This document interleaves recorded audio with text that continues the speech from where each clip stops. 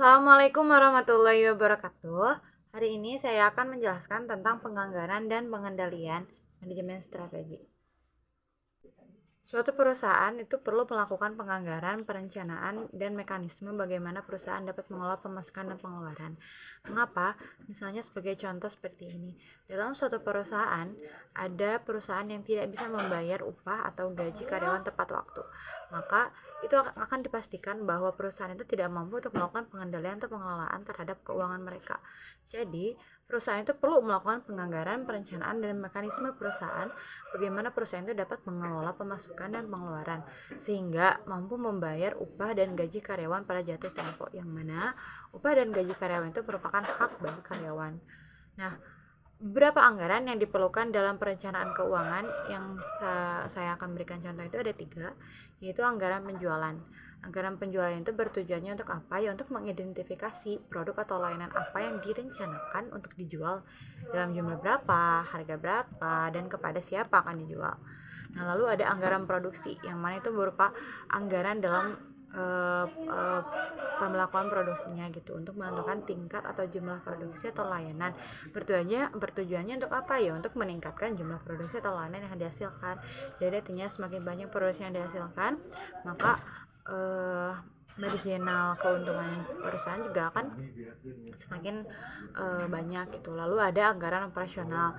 Bertujuannya untuk apa? Untuk menentukan biaya yang harus dikeluarkan untuk memenuhi persyaratan dan produksi.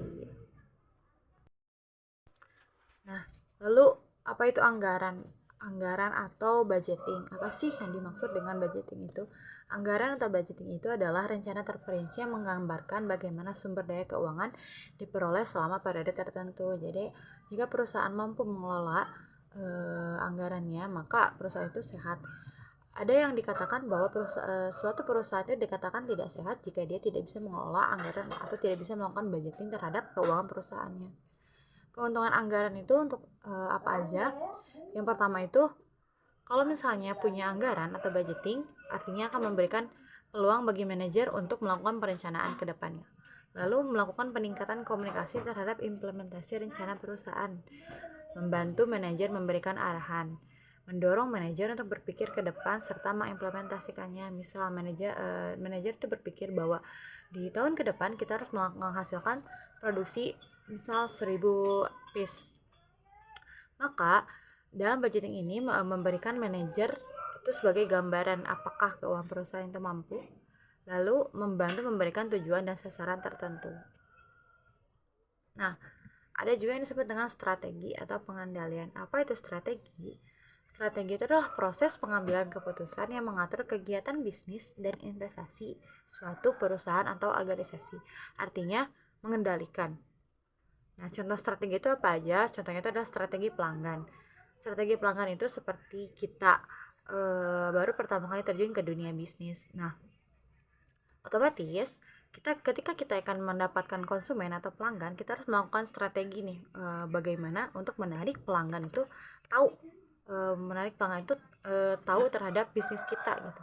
Dengan cara misal kita strateginya itu kita melakukan riset pasar dengan strateginya kepada kalangan anak muda, atau mungkin kepada menengah ke atas atau menengah ke bawah. Lalu ada strategi meningkatkan kemampuan operasional, dan ada strategi pengembangan sumber daya manusia. Kesimpulannya, penyusunan perencanaan yang baik, penetapan alokasi sumber daya, serta pengendalian keuangan itu jika diimplementasikan berupa strategi dan taktik yang baik akan meningkatkan daya saing perusahaan terhadap perusahaannya lain. Artinya, jika dalam pengendalian, penyusunan, dan keuangan itu sehat, perusahaan itu mampu untuk bersaing dengan kompetitornya yang lain. Jadi, mungkin cukup sekian dari saya. Mohon maaf bila ada kesalahan dan kekurangan. Assalamualaikum warahmatullahi wabarakatuh.